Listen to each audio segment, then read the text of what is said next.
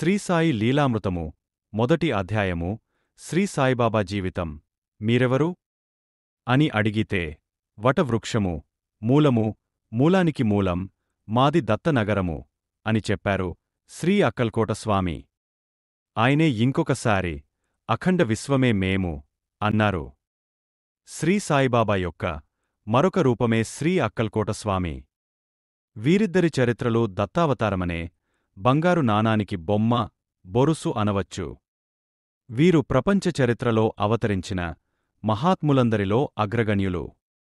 ఈ విషయం శ్రీ మెహర్ బాబా కూడా శ్రీ సాయి ఈ విశ్వమంతటికీ గురువు అనదగినవారని స్పష్టంగా చెప్పారు. ఆయన నివాసం వలన శిరిడి వంటి మారుమూల కుగ్రామం, కాశీ, తిరుపతి వంటి మహాక్షేత్రమైంది.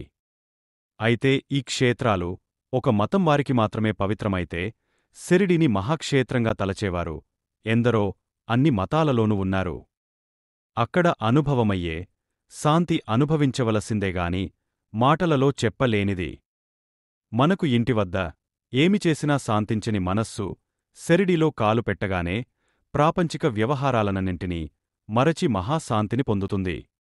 ఎక్కడ అలా శాంతి లభిస్తుందో అదే మన పరమ గమ్యమన్నది ఋషివాక్యం. శ్రీసాయిబాబా శిరిడీలో సుమారు 60 సంవత్సరములు నివసించినప్పటికీ ఆయన కీర్తి మధ్యాహ్న సూర్యుని శోభలాగా అన్నిదిక్కులా ఆ కాలంలోనే వ్యాపించినప్పటికీ అసలు ఆయన పేరేమో, ఊరేమో, తల్లిదండ్రులెవరో, కులగోత్రాలేమిటో ఎవరికీ తెలియలేదు. ఆయన దర్శనానికి నిత్యము ఎందరెందరో అన్ని ప్రాంతాల నుండి వస్తుండేవారు. కాని వారిలో ఏ ఒక్కరూ ఆయనను గురించి ఏమీ చెప్పలేకపోయారు. ఆయనతో సన్నిహితంగా చాలా కాలం ఉన్నవారుగూడా ఆయన నుండి ఈ వివరాలు తెలుసుకోలేకపోయారు. దైవం వలెనే నిజానికి ఆయన నామరహితుడు. ఇలానే దైవం యొక్క గుణాలన్నీ బాబాలో సంపూర్ణంగా కనిపిస్తాయి. శిరిడిలో వెలసిన ఆ దేహమే తామన్న భ్రాంతి ఆయనకెన్నడూ లేదు. సర్వగతమైన చైతన్యమే ఆయన నిజతత్వమని భక్తులందరూ అనుభవ పూర్వకంగా గుర్తిస్తూ వచ్చారు. ఆ దేహానికి కారణమైనవారే తమ తల్లిదండ్రులు అని, వారు ఆ దేహానికి పెట్టిన పేరే ఆయన పేరని ఆయన ఎలా తలుస్తారు? ఈనాడు పెద్ద పెద్ద భవనాలతో, ఎన్నెన్నో దుకాణాలతో వజ్రాల ద్వీపంలా వెల్గొందుతున్న శిరిడీలో రాజభవనం వంటి సమాధి మందిరంలో సింహాసనంపై కూర్చున్న సామ్రాట్టుల శ్రీసాయినాథుని మూర్తి శోభిస్తూ ఉంటుంది. దేశం నలుమూలల నుండి వారి దర్బారుకు చేరిన భక్తులెందరో తెచ్చిన లెక్కలేనన్ని మాలలతోనూ, క్రొత్త వస్త్రాలతోనూ, ప్రతిక్షణమూ సరిక్రొత్త అలంకరణలతో ఆయన వెలిగిపోతుంటారు. దీనికి నేటి శిరిడీ క్షేత్రానికి ఎంతో చక్కని పోలిక ఉన్నది. కాని సుమారు 130 సంవత్సరముల క్రిందట ఆ జిల్లాలోనే ఎక్కువ మందికి తెలియని చిన్న గ్రామాలలో ఒకటి ఆనాటి శిరిడీ. అక్కడ 80 గడపలకు మించి ఉండేవి కావు. దాదాపు ఇళ్లన్నీ మట్టి కట్టడాలే. 1-2 గుడిసెలలో నిత్యావసర వస్తువులు అమ్మేవారు. గ్రామానికి అన్నివైపులా తుమ్మ పొదలు, చిట్టడవి, పొలాలు ఉండేవి. అరుదుగా ఎప్పుడైనా ఆ ఊరిలోకి గుర్రపు బండి వస్తే ఆ గ్రామంలోని పిల్లలు, పెద్దలు చోద్యంగా చూచేవారు.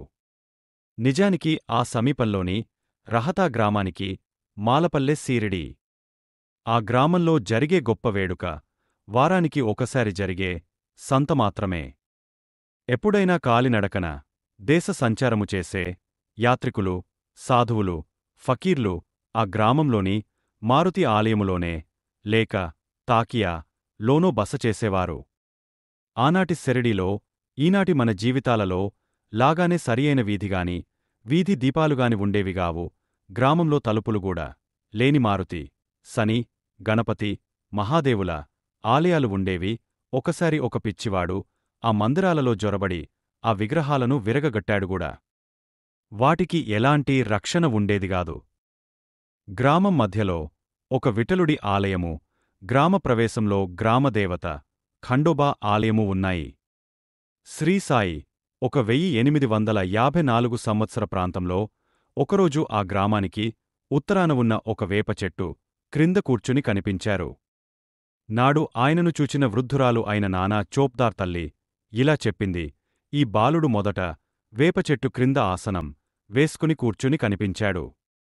అతడి రూపము మనోహరముగా ఉండేది. ఎప్పుడు ఎవరింటికి వెళ్లకుండా ఆ చెట్టు నీడనే ఉండేవాడు.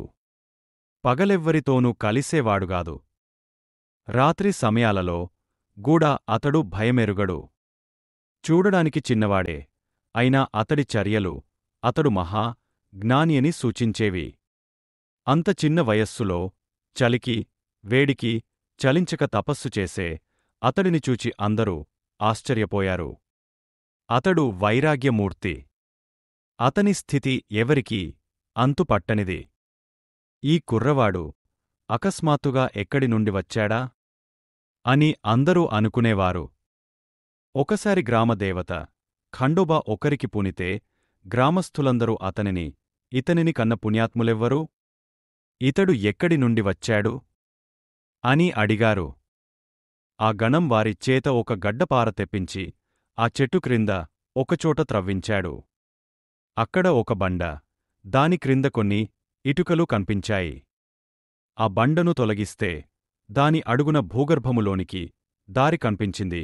అందులో తిని వదిలేసిన పదార్థాలు, పూజాద్రవ్యాలు, వెలుగుతున్న 4 ప్రమిదలు ఉన్నాయి. అప్పుడు ఆ గణం, ఈ బాలుడిక్కడ 12 సంవత్సరములు తపస్సు చేశాడు అని చెప్పాడు.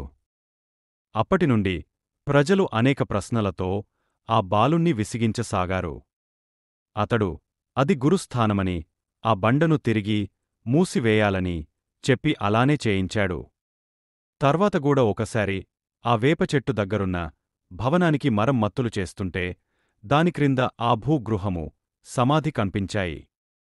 వాటిని గురించి అడిగిన భక్తులతో గూడ బాబా అలానే చెప్పారు. తర్వాత అక్కడ ఒక రోజున పిల్లలు ఆడుకుంటూ ఆ బండను తొలగించి చూచారు. అక్కడ భూమిలోకి మెట్లు చాలా పొడవుగాను చీకటిగాను ఉన్న గుహ కన్పించాయట. ఈ వివరాలు శ్రీసాయి శరణానంద ఇలా వ్రాశారు. ఒకప్పుడు బాబా మసీదులో ధుని దగ్గర ఉన్న స్తంభాన్ని నాకు చూపి, దాని క్రిందనే ఒక గుహ ఉన్నదని, తామందులో నివసించామని, ఎవరైనా మహాత్ములు వచ్చినప్పుడు తప్ప తామెప్పుడు బయటకు వచ్చేవారుగారని, తమ గడ్డం పొడుగ్గా పెరిగి నేలను తాకేదని నాతో స్వయంగా చెప్పారు. బాబా మరొకప్పుడు సగునమేరు నాయక్తో, ఏమిటి 1-2 రోజుల ఉపవాసానికి గూడ తట్టుకోలేవా?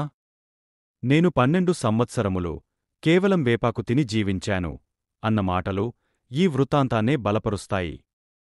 ఫిబ్రవరి 14, 1912 సంవత్సరమున సాయి తాము చేసిన గురుసేవ గురించే కాబోలు ఇలా చెప్పారు.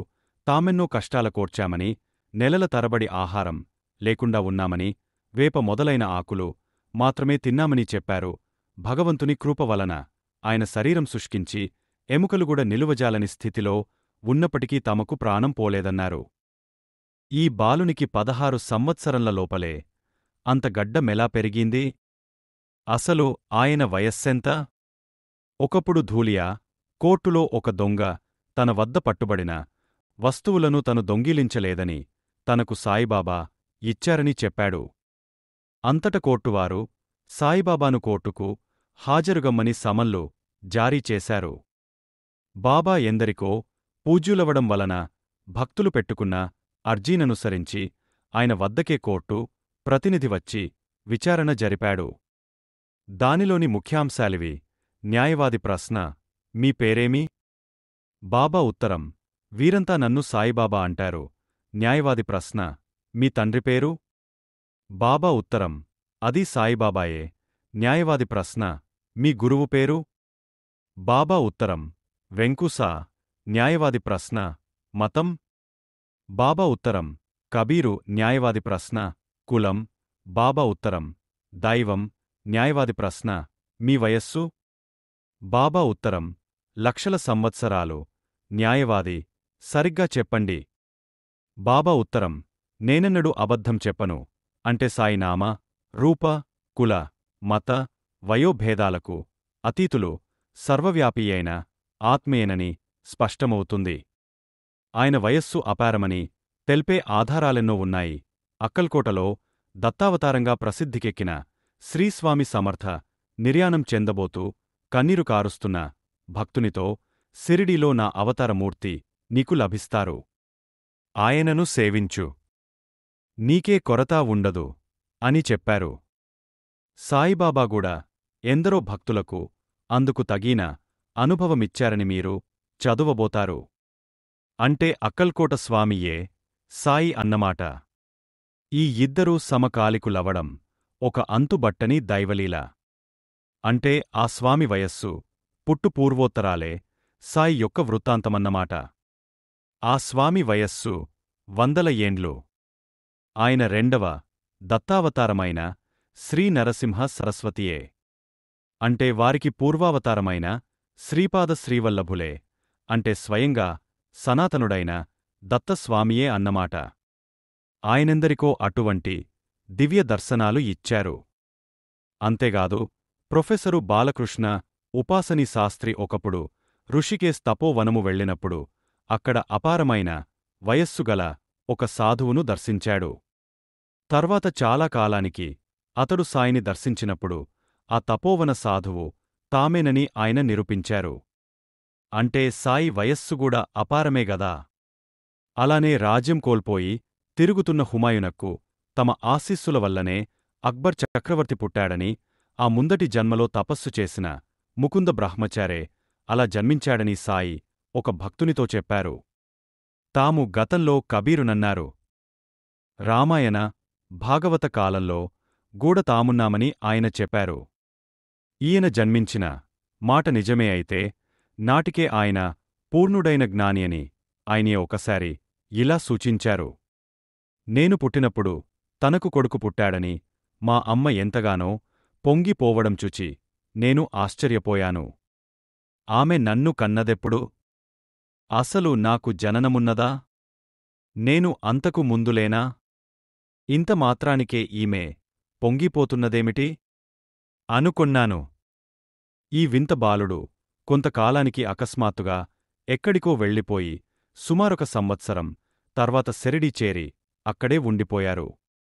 ఈ మధ్య కాలంలో ఆయన ఎక్కడకు వెళ్లారో ఏమి చేశారో ఎవరికీ తెలియదు. ఆ కాలంలో తాము విస్తారంగా దేశ సంచారం చేశామని, కొంతకాలం అలీ అను ముస్లిం మహాత్ముని దగ్గర, తర్వాత రహటాలోని చావడిలోను ఉన్నామని కుశాల్ భావు అనే భక్తునితో సాయే చెబితే అతడు చంద్రభాన్ సేర్కు చెప్పాడు. ఆ కాలంలో దౌలు సేఠ్ ఆయనను చూచాడటగూడా. ఈ అలీగారి చిత్రపటం 1918 సంవత్సరం తర్వాతగూడా అహ్మద్ నగర్లోని రహటేకర్వాడాలో ఉండేది. తర్వాత తాము అహ్మద్ నగర్ నుండి రహటా వచ్చి కొంతకాలానికి షిరిడీ చేరామని శ్రీసాయి కుశాల్బావుకు చెప్పారు.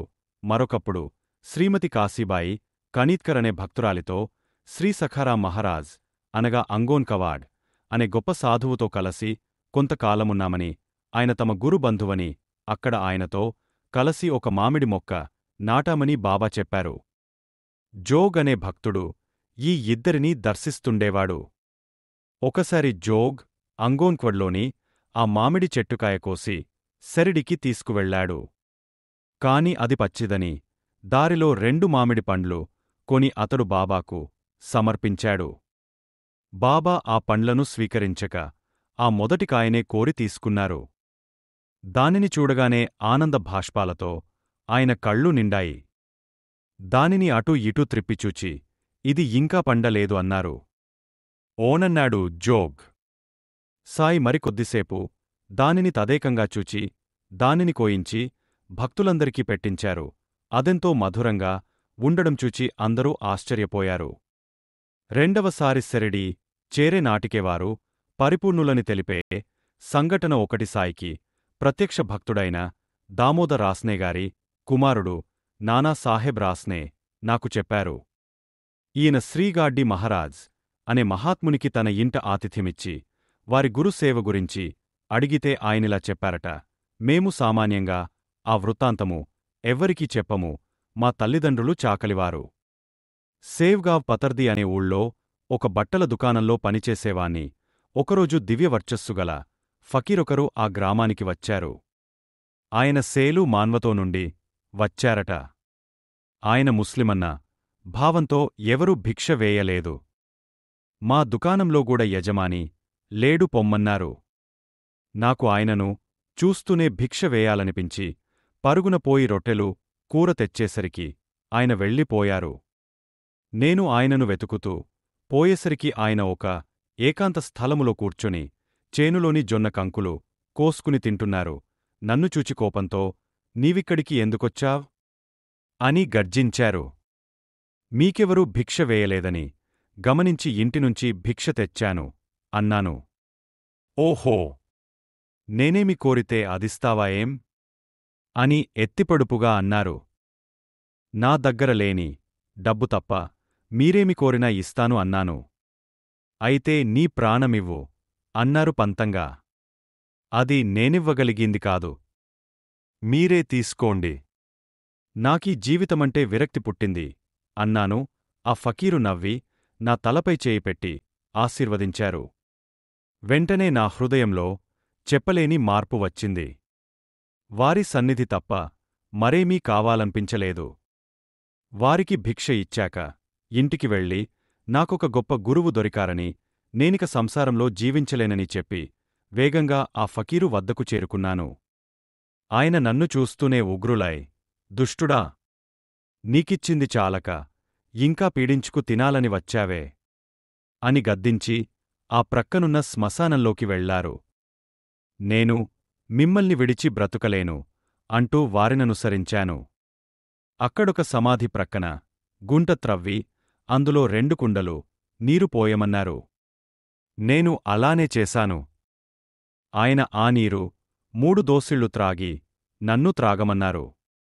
అవి త్రాగగానే నాకు చాలాసేపు బాహ్యస్మృతి లేకుండా పోయింది. నాకు స్పృహ వచ్చేసరికి ఆయన ఎటో వెళ్ళిపోయారు. నేను ఆయన కోసం చాలా కాలం వెదకి చివరకు సెరిడిలోని మసీదుకు చేరాను. లోపల తెరలు దించి ఉన్నాయి. అచ్చట ఫకీరు స్నానం చేస్తున్నారు. నేను తెర పైకెత్తి చూచాను. నన్ననుగ్రహించిన ఫకీరే ఆయన. నన్ను చూస్తూనే పట్టరాని కోపంతో ఆయన, లంజకొడకా, ఇప్పటికే నా రక్తమాంసాలు పీక్కు తిన్నావ్, ఎముకలుగూడా తినాలని వచ్చావట్రా అని ఒక ఇటుక విసిరారు. అది నా నొసట తగిలి నెత్తురు కారింది. మరుక్షణమే ప్రేమగా ఆయన, నిన్ను పూర్ణంగా అనుగ్రహించాను. భగవంతుని అనుగ్రహం నీకెప్పుడు ఉంటుంది, నిన్నందరూ దైవంగా కొలుస్తారు. ఇక నావెంట తిరగవద్దు అన్నారు. కొంతకాలానికి ఆయనే శ్రీగాడ్గి మహారాజ్గా లోకపూజ్యులై ఎన్నో ధర్మశాలలు, పాఠశాలలు స్థాపించారు. వీరు సంకీర్తన చేస్తుంటే వేలాది భక్తులు చేరేవారు. ఆయన 1927 సంవత్సర ప్రాంతంలో తమ భక్తులతో కలిసి సంకీర్తన చేస్తూ సెరిడి చేరారు. మధ్యలో ఆయన, నేను మా ఊరు వెళ్ళిపోతున్నాను అని కేకలు వేస్తున్నారు. భక్తులతో కలసి ఆయన గూడ సిరిడి వీధులు చిమ్మి తర్వాత సమాధి మందిరానికి ఉత్తరాన సంకీర్తన చేశారు. చివరకు భక్తులతో ఇదే మన ఆఖరి కలయిక అని చెప్పి వెంటనే లేచి కాలినడకన నర్మదా తీరంలోని బధోత్ చేరి అక్కడే మహాసమాధి చెందారు. అంటే సాయి మరలా సిరిడి చేరే నాటికే సమర్థుడైన సద్గురువన్నమాట. తర్వాత సాయి ఆ ప్రాంతంలోని యవల, పుంతంబ వంటి గ్రామాలలో పర్యటించారు. ఆయన పుంతంబాలో శ్రీ గంగగీర్ బాబా అనే సాధువును కలిశారు. మీరు మహనీయులు, నా వద్దకు రావడమేమిటి? నేను కేవలం మేకలు కాచేవాణ్ణి. మీరో సింహాలను, ఏనుగులను శాసించగలరు అన్నారు గంగగీర్.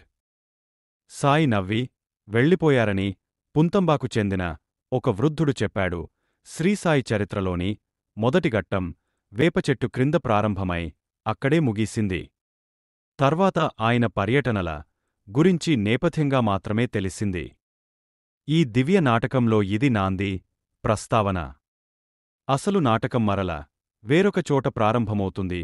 ఔరంగాబాద్ జిల్లాలోని పైఠానంటే ప్రాచీన ప్రతిష్టానపురం ప్రాంతమంతా జ్ఞానేశ్వర మహారాజ్, జనార్దన స్వామి, ఏకనాథుడు, సమర్థ రామదాసస్వామి వంటి మహనీయుల సంచారం వలన ఎంతో పవిత్రమైంది. గోదావరి ఉపనది అయిన ఏలగంగ అచ్చటి ధూప్ఖేడా అనే గ్రామానికి ప్రదక్షిణం చేసి ముందుకు సాగుతుంది. దానికి అవతల ఒడ్డున ఒక మైదానము, మహావృక్షాలతో నిండిన ఒక తోపు ఉండేవి. ఆ గ్రామానికి చెందిన శ్రీమంతుడైన ముస్లిం చాంద్ పాటిల్ ఔరంగాబాద్ వెడుతుండగా ఒకసారి అతడి గుర్రం తప్పించుకునిపోయి 2 నెలలు ఎంత వెదికినా కన్పించలేదు. చివరికతడు దాని జీను మాత్రం భుజాన వేసుకుని ఇంటికి వస్తూ సింథోస్, భింథోస్ అనే జంట గ్రామాల వద్ద ఏలగంగ ఒడ్డుకు చేరాడు. అక్కడొక మామిడి చెట్టు క్రింద వెర్రీవానివలె ఉన్న ఒక ఫకీరు కన్పించాడు. అతని చంకలో సట్కా, వంటికి బారు జుబ్బా, తలపై టోపీ ఉన్నాయి. అతడు చిలిం సిద్ధం చేస్తూ చాంద్పాటిల్ను చూచి తన చెంతకు పిలిచి నవ్వుతూ, ఈ జీను నీవు మోస్తున్నావేమన్నాడు. పాటిల్ తన గుర్రం సంగతి చెప్పగానే ఫకీరు, అది ఏటి ఒడ్డున ఉన్నది చూడమన్నాడు. అతడు పోయి చూస్తే అతని గుర్రం అక్కడే మేస్తున్నది.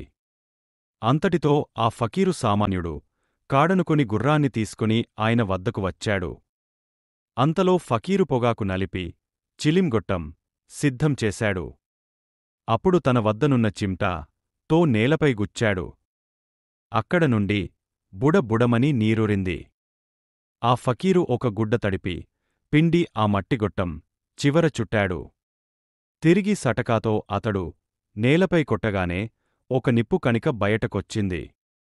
దానితో చిలిం వెలిగించి పాటిల్కు గూడ అందించాడు. పాటిల్ ఆయన శక్తి సామర్థ్యాలకు నివ్వెరబోయి ఆయనను తన ఇంటికి ఆహ్వానించాడు. రేపు వస్తాను, నీవు వెళ్ళు అని చెప్పి మరురోజు ఆ ఫకీరు అతనింటికి వెళ్ళి అక్కడ భిక్ష చేశాడు. ఆయన కొంతకాలం ఏలగంగ ప్రక్కనున్న తోపులలో మకాము చేశాడు. ఇందుకు గుర్తుగా ఇప్పుడక్కడ ఒక సాయి మందిరమున్నది. ఆయన ఆ ప్రాంతంలో తిరుగుతూ అప్పుడప్పుడు పాటిల్ను పలకరిస్తుండేవాడు. తరచుగా అతనికి స్వప్నాలలో దర్శనమిచ్చి ముఖ్యమైన ఆదేశాలు ఇస్తుండేవారని ఆ వంశస్థులు చెబుతారు. కొంతకాలానికి ఆయన పాటిల్ ప్రార్థన మన్నించి అతని మేనల్లుని వివాహానికి పెళ్లివారితో కలసి ఎద్దు బండిలో సిరిడి చేరారు. బండ్లన్నీ సిరిడి పొలిమేరలలోని ఖండోబా ఆలయం వద్ద మర్రి చెట్టు క్రింద పొలాలలో ఆగాయి. అందరితోబాటు ఫకీరుగూడా బండి దిగుతుంటే చూచి ఖండోబా ఆలయ పూజారి మహల్సాపతి ఆదరంగా యా సాయి ఆహ్వానించాడు. అలనాడు ఎవరికి చెప్పకుండా సిరిడి నుండి వెళ్ళిపోయిన ఆ వింత యువకుడే ఈ ఫకీరని గుర్తించి అతడనందించాడు. నాటినుండి ఆ ఫకీరుకు ఆ పేరే స్థిరపడింది. సాయిగూడ సిరిడిలో స్థిరపడ్డారు. ఆయన ఆ కళ్యాణానికి సిరిడి వచ్చినదిలోక కళ్యాణానికే సాయిబాబాకు మొదట పరిచయమైన మహల్సాపతి ఆయన మహాత్ముడని గుర్తించి తన మిత్రులైన అప్పా జోగ్లే, కాశీనాథులకు చెప్పాడు. నిత్యమూ ఆ ముగ్గురూ ఆయనను దర్శించుకునేవారు. పేదవాడైన మహల్సాపతి బాబాకు పరిచర్యలు చేస్తే అతని మిత్రులు బాబాకు నిత్యావసర వస్తువులు సమకూర్చేవారు. ఒకనాడు అప్పా కోతే పాటిల్ అనువాడు తన భార్యతోగూడా ఆయన వద్దకు వచ్చాడు. వారిని చూస్తూనే సాయి లేచి నిలబడి వారిని ఆదరించారు. అతని భార్య బయాజీబాయి తమ సోదరి అని చెప్పారు. ఆమెకుగూడా మొదటి దర్శనంలోనే బాబాపై భక్తి శ్రద్ధలు కల్గే. ఆయనకు భిక్ష పెట్టకుండా భోంచేయకూడదని నిశ్చయించుకుంది. ఆ రోజులలో సాయిని చూచిన తాత్యా బాబాకోతే ఇలా చెప్పాడు. శ్రీసాయి సిరిడి గడ్డమీద అడుగుపెట్టే నాటికి నాకు 6 లేక 7 సంవత్సరాలుంటాయి. ఆయనకొక నిర్ణీతమైన నివాసమే ఉండేదిగాదు. తర్వాత ఆయన వేప చెట్టు క్రింద కొంతకాలం నివసించారు. అప్పటికాయన వయస్సు సుమారు 18 లేక 19 సంవత్సరములు ఉండేవి. ఆయనకు సన్నని మీసముండేది. ఆయన మొదట సిరిడి వచ్చినప్పుడు ఆకుపచ్చటి కఫ్నీ, ఆకుపచ్చ తలకట్టు ధరించేవారు. ఆ రోజుల్లోనే ఆయనను చూచిన రామగర్భువ ఆయననిలా వర్ణించాడు. ఆయనకు జుట్టు నడుం వరకు పెరిగి ఉండేది. ఆయన చేతిలో సటక, చిలింగొట్టము, అగ్గి పెట్టె ఉండేవి. నిత్యం గ్రామంలో భిక్ష చేసేవారు. ఆ రోజులలో ఆయన రోగులకు ఉచితంగా వైద్యము, అవసరమైతే స్వయంగా రోగికి పరిచర్యలుగూడు చేసేవారు. ఉదాహరణకు ఒక రోగికి సాయి మందిచ్చి అతని కణతలమీద, వీపుమీద సూదులతో కాల్చారు. అంతటితో అతనికి ఆ వ్యాధి తగ్గిపోయింది. అలానే గణపత్ హరిక నాడేకు కుష్టు, జ్వరము వచ్చాయి. అతని చికిత్సకని బాబాను వారింటికి తీసుకొచ్చాడు అమీన్భాయి. బాబా అతనిని పరిశీలించి అతనితో ఒక పామును పట్టుకొమ్మని, కుష్టురోగిని పాము కరవదని చెప్పి అతడు పట్టుకున్న పాము విషంతోనే మందుచేసి అతనికిచ్చారు. అతనికి దాంపత్యం నిషేధించారు. అతనికి వ్యాధి తగ్గనారంభించేసరికి అతడా నియమం ఉల్లంఘించడంతో రోగం తిరగబెట్టింది. బాబా అతనికింక మందివ్వలేదు. కొద్ది రోజులలోనే అతడు మరణించాడు. అప్పటినుండి ఆయన రోగులకు మందివ్వడం మానివేసి ఊది మాత్రమే ఇవ్వసాగారు. సాయి చరిత్రలోని ఈ మొదటి దశ గురించి ఆయనతో ఎంతో సన్నిహితంగా ఉన్న తాత్యాకోతే పాటిల్ అనగా బయాజాబాయ్ కుమారుడు ఇంకా ఇలా చెప్పాడు. శ్రీసాయి సిరిడి గడ్డమీద అడుగుపెట్టేప్పటికీ ఆయనకొక నిర్ణీతమైన నివాస స్థలమే ఉండేది కాదు. కొద్ది నెలల తర్వాత ఆయన మసీదులో సుమారు 10 మాసాలు ఉన్నారు. తర్వాత వేపచెట్టు క్రింద, ఆ తర్వాత మరల మసీదుకు వచ్చి సమాధి చెందే వరకు అక్కడే ఉండిపోయారు. నేను మారుతి ఆలయంలోని స్కూలులో చదువుకుంటుండగా బాబా భిక్షకు మా ఇంటికి వచ్చేవారు. నేను మరికొందరు పిల్లలు మసీదు ముంగిట నిలిచి బాబాను వెక్కిరించి కవ్వించేవారము. ఆయనకు సన్నని మీసం ఉండేది. ఆయనెప్పుడూ మసీదులో ఒక స్తంభం ప్రక్కనే మౌనంగా కూర్చుని ఉండేవారు. రఘుపాటిల్ రోజూ మసీదు గేటు వద్ద నిలచి ఆయన పై రాళ్లు రువ్వేవాడు. ఒక్కొక్కప్పుడు బాబా మమ్మల్ని తిట్టేవారు. మేము పెద్దగా నవ్వి ఆయన సట్క తీసుకోగానే పరుగెత్తేవాళ్లం. మసీదులో 2-3 సంవత్సరములు నివసించాక ఆయన లిండి మరియు సిరాను ఉపనదుల మధ్యనున్న చెట్లతోపులో సుమారు 2 సంవత్సరముల 6 మాసాలు ఉన్నారు. అక్కడ భక్తులలో ఎవరో ఒకరు నిత్యమూ ఆయనకు భిక్ష ఇచ్చేవారు. నేను, రఘుపాటిల్ మరిద్దరి ముగ్గురితో కలసి ఆయనను దర్శించేవాళ్లము. వామన రావుడెంగలేగూడ వారి దర్శనానికి వస్తుండేవాడు. రెండవసారి సాయి శిరిడీ వచ్చేనాటికి ఒక వింత సాధువుగూడా అచ్చటికి చేరాడు. శంకర్ నారాయణ వైద్య అనువాడు నా నావల్లి అనే మహాత్ముని సమాధిని సేవిస్తుండేవాడు. ఒకనాడు ఆ మహనీయుడు స్వప్న దర్శనమిచ్చి శిరిడీ వెళ్ళమని ఆదేశించగా అచ్చటికి చేరాడు. సాయి రాగానే వారిని చూస్తూనే గొప్ప మహాత్ముడని గుర్తించి ఎంతో చనువుగా మామా వచ్చావా అన్నాడు. నోరెత్తవద్దు అని బాబా మందలించడం వలన అతడు ఆయనను గురించి పెదవి విప్పి ఎవరితోనూ చెప్పలేదు. సాయి తరచుగా రాత్రి సమయాల్లో ఫకీర్ల చావడి అంటే తాకియాకి వెళ్ళి మధురంగా పాడుతూ కాళ్లకు గజ్జెలు కట్టుకుని తన్మయత్వంతో నాట్యం చేసేవారు. ఆయన ఒకప్పుడు అరబ్బీ, పార్సీ భాషలలో పాటలు పాడుతూ మరొకప్పుడు కబీరు, తుకారాం వ్రాసిన పాటలు పాడేవారు. ఈ విషయాన్ని తాత్యా పాటిల్ ఇలా చెప్పాడు. ఒక్కొక్కప్పుడు బాబా పారవస్యంలో ఉండేవారు.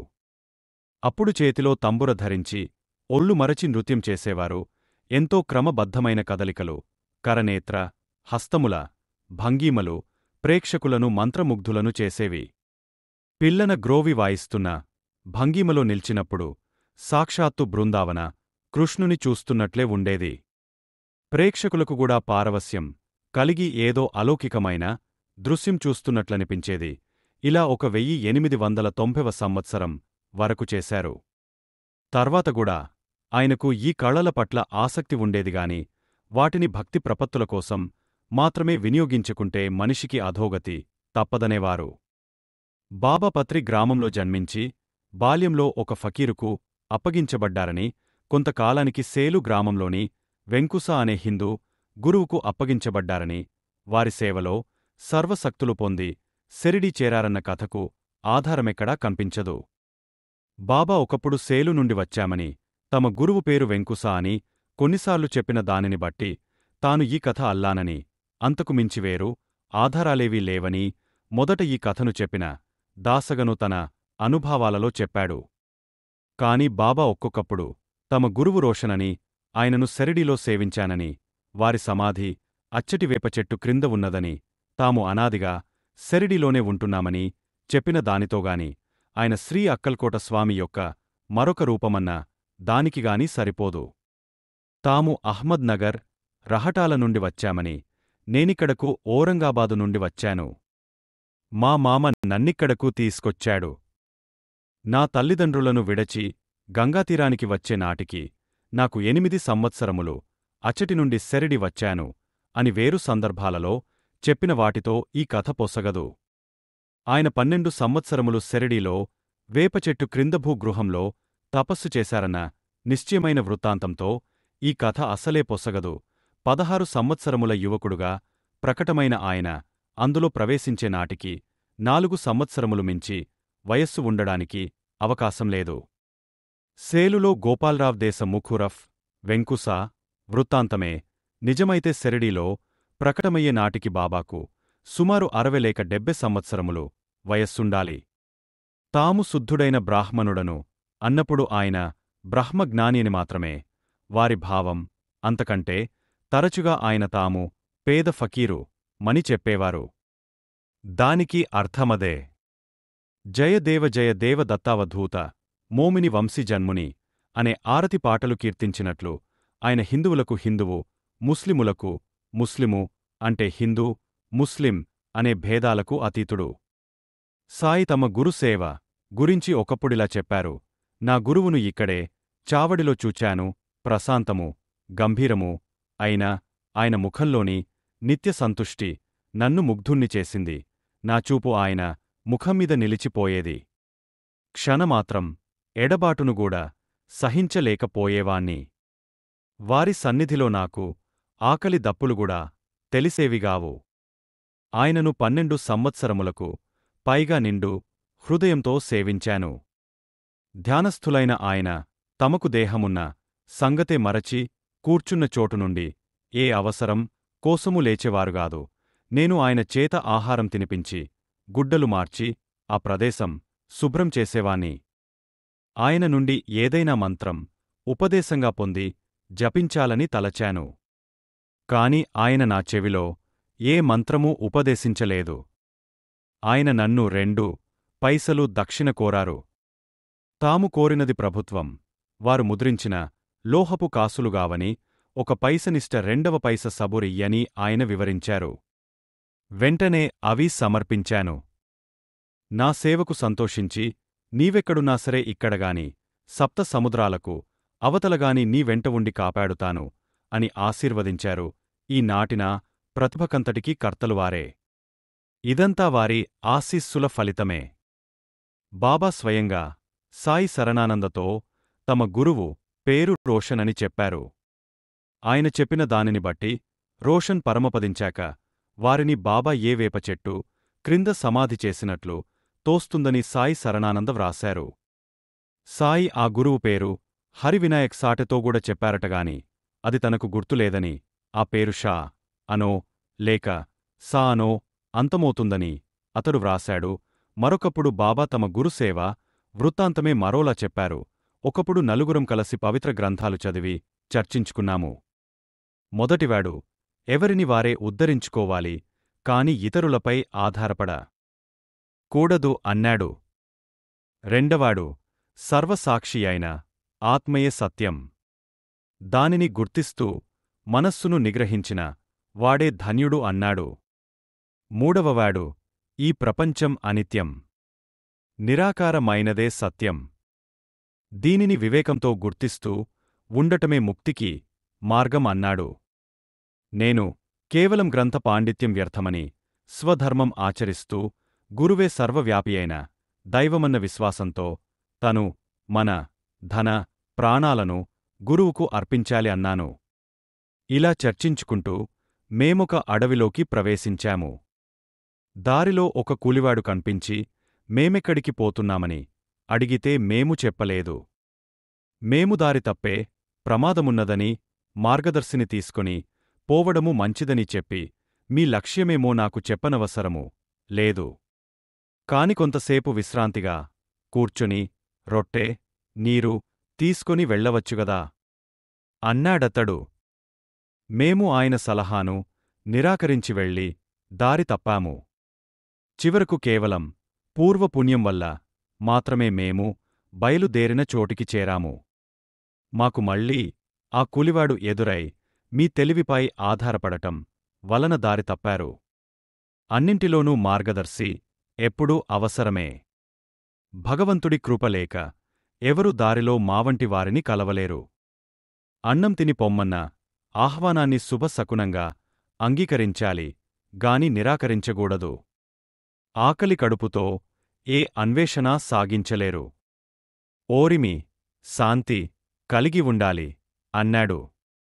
అతడు నిరక్షరుడైన హీనజాతివాడుగా కంపించిన నిష్కారణమైన అతడి ప్రేమకు నా హృదయం స్పందించింది. నాకు ఆకలి దప్పులు తీవ్రంగా బాధిస్తున్నాయి.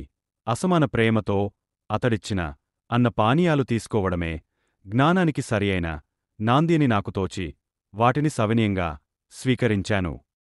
అప్పుడు గురువు మా ఎదుట నిలచి, ఏమిటి మీ చర్చ అన్నారు. నేను వివరించాను. నిన్ను గమ్యం చేరుస్తాను, నన్ను అనుసరిస్తావా? అయితే నన్ను పూర్తిగా విశ్వసించినవాడు మాత్రమే కృతార్థుడవుతాడు అన్నారు. నేను తలవంచి నమస్కరించి ఆయనను గురువుగా ఆశ్రయించాను. నా సాటివారు మాత్రము వారి ఆతిథ్యాన్ని, గురుత్వాన్ని ధిక్కరించి వెళ్ళిపోయారు. తరువాత వాళ్లందరూ దైవాన్ని అన్వేషించడం మాని ఆకలి దప్పులతో తిరుగుతూనే ఉన్నారు. తరువాత నా గురువు నన్నొక చెట్టు కొమ్మ నుండి బావిలోకి తల క్రిందులుగా వ్రేలాడదీశాడు. నా తల నీటికి 3 అడుగుల ఎత్తున ఉన్నది. నేను ఆ నీరు అందుకోలేకపోయాను. నన్నలా వదలి ఆయన ఎటో వెళ్ళిపోయారు. 5 గంటల తర్వాత తిరిగి వచ్చి ఎలా ఉన్నావు? అన్నారు.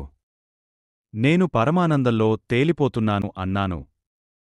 ఆయన సంతోషంతో నన్ను కోగిలించుకొని నా దేహం నిమిరి నన్ను శిష్యునిగా అంగీకరించారు. నాకెల్లప్పుడూ ఆయననే చూస్తూ ఉండాలనిపించేది.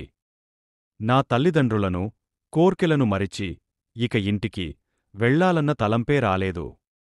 నా జీవశక్తినంతటినీ నా దృష్టిలోనూ నా దృష్టిని ఆయన ముఖం మీద లగ్నం చేశాను.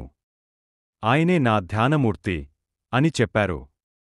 పై వృత్తాంతాలు మనకు నిస్సందేహంగా తెలిపేదిది.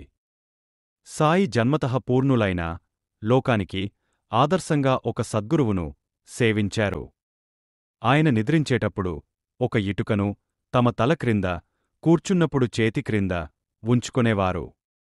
ఇది నా గురు ప్రసాదము, నా జీవిత సహచరి. దీని సహాయంతోనే నేను ఆత్మను ధ్యానించేది అని ఆయన చెప్పేవారు. అయితే ఆ గురువు ఆయనకు షిరిడీలోనో లేక అడవిలోనో కనిపించియుండవచ్చు. తరువాత సాయి శరణానంద వ్రాసినది జరిగియుండవచ్చు. సాయి వలె ఆ గురువు కూడా కుల మతభేదాలకు అతీతుడని తెలపడానికి ఆయన పేరు వెంకుస అని కొందరితోనూ, రోషన్ షా అని కొందరితోనూ వారి వారి భావాలను బట్టి చెప్పియుండవచ్చు. కాని కొందరు చరిత్రకారులు సాయిని ఆ గురువు తల క్రిందులుగా వ్రేలాడదీసిన వృత్తాంతం కేవలం సంకేతమేమోనని, వాస్తవమై యుండజాలదని వ్రాశారు. కారణం, తల క్రిందులుగా వ్రేలాడదీస్తే ఎవరికైనా ఆనందం కలగదన్నారు. కాని సాయికి సమకాలికుడైన ముస్లిం మహనీయుడు తాజుద్దీన్ బాబా అట్టి అనుభవము ఒక భక్తునికి ప్రసాదించారు.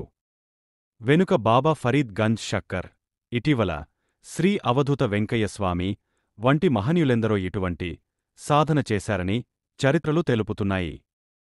శ్రీ సాయిబాబా షిరిడీలో ప్రకటమయ్యాక కొంతకాలం దేశ సంచారం చేసినా మరలా షిరిడీనే తమ ముఖ్యస్థానంగా ఎన్నుకున్నారు. ఆ విషయమై ఆయన అప్పుడప్పుడు భక్తులతో చెప్పిన విశేషాలు వేరువేరుగా ఉన్నా వాటివలన పత్రిస్సేలు వెంకుస కథమాత్రం నిరాధారమని తెలుస్తుంది. షిరిడీ మరి 3 ఇతర గ్రామాలు తమ యజమాని ప్రసాదించారని ఆయన చెబుతుండేవారు. అనాదిగా ఆ గ్రామం తమ ఆప్తుల నివాసమని, తమ అత్తగారి ఇల్లని, అక్కడ పూర్వం తమ వారంతా నివసించేవారని ఆయన వేర్వేరు సందర్భాలలో చెప్పారు. ఒకప్పుడు తామొక్కరే అక్కడకు వచ్చామనేవారు. తమ భక్తులను తరింపజేయడానికి మరికొందరితో కలసి వచ్చామని, కొన్ని సందర్భాలలోనూ తమ గురువును సేవించడానికి వచ్చామని మరొకసారి చెబుతుండేవారు. ఆయన తరచుగా చెప్పిన వృత్తాంతమిలా ఉన్నది. 2 శతాబ్దాల తర్వాత తాము మరలా అచ్చటికి వచ్చామని, అంతకు పూర్వం గూడా ఎన్నోసార్లు అక్కడ నివసించామని ఆయన అంటుండేవారు. వారి స్వస్థానం వేరెక్కడో ఉన్నదని అక్కడ వారి వంశస్థులకు ఆస్తిపాస్తులున్నాయని చెబుతుండేవారు. అక్కడ వివిధ కళలు, వృత్తులలోనేగాక సిరి సంపదలతో పాటు భక్తి, దయలలోగూడా సాటిలేని వారెందరో ఉండేవారని చెప్పేవారు. స్థానిక ప్రజలపై వారికి గల మక్కువ గురించి చెప్పేటప్పుడు నీమ్గావ్, రూయి, రహటా, పింపల్గావ్, కోపర్గావ్, పుంతంబా, జాల్నా వంటి గ్రామాల గురించి ఆయన తరచుగా ప్రస్తావించేవారు. దీనిని బట్టి మనకు తెలియని మహనీయులెందరో అక్కడ నివసించారని, అందువలన ఆ ప్రాంతం ఎంతో పవిత్రమైనదని తెలుస్తుంది. ఒకప్పుడాయన తమ పూర్వీకులు సెరిడిలో నివసించారని, అందుకే తాముగూడ మరల అక్కడ నివసిస్తున్నామని చెప్పేవారు. అక్కడ సిరి సంపదలతో ఉజ్వలంగా విలసిల్లిన ఒక నగరముండేదని, దాని చుట్టూ మనోహరమైన తోపులు, పండ్ల చెట్లు ఉండేవని, అచ్చటి విశాలమైన వీధుల కిరువైపుల సాటిలేని సంపన్నులు, మహాభక్తులు అయిన మార్వాడీ వ్యాపారులు నివసిస్తుండేవారని గూడ ఆయన చెప్పేవారు. అలా సెరిడి వారి పెద్దల నివాసమైనందు వల్లనే సాయిగూడ మరలా సెరిడిలోనే నివసించారన్నమాట. ఇన్ని సందర్భాలలోనూ ఆయన పత్రి గ్రామంలో పుట్టి, సేలులో పెరిగి అక్కడ నుండి సెరిడి చేరారని కించిత్తైనా ఆచుకిలేదు. తాము సేలు నుండి వచ్చామని చెప్పిన మాట రెండవసారి సిరిడి వచ్చే ముందు ధూప్ఖేడా, పుంతంబా వెళ్ళినట్లే సేలుగూడా వెళ్ళి వచ్చారని మాత్రమే ఆయన భావమై ఉండాలి. అలనాడు సాయిని సన్నిహితంగా సేవించిన వారితో ఆయన చెప్పిన వివరాలన్నీ హరివినాయక్ సాటే సేకరించి గ్రంథస్థం చేశాడు. ఒకనాడు సాయి నివాసం వలన గొప్ప పుణ్యక్షేత్రంగానూ సిరి సంపదలు గల నగరంగాను ఉన్న సిరిడి కాలగతిలో కుగ్రామమిపోయిందని, అది ఈనాడు మరలా వారక్కడ అవతరించడం వలన అంతటి పుణ్యక్షేత్రమైందని, ముందు ముందు మహానగరంగా రూపొందగలదని మనం తలచవచ్చు. వెనుక శీలధి అను పేరుగల ఈ గ్రామం మరో పండరిపురం అవుతోందని, సాయినాథుడే అచ్చటి రమావరుడని, దాసగను సెరిడి మాజే పండరిపుర సాయిబాబా రమావర అని కీర్తించాడు. Please like, share and subscribe, also comment.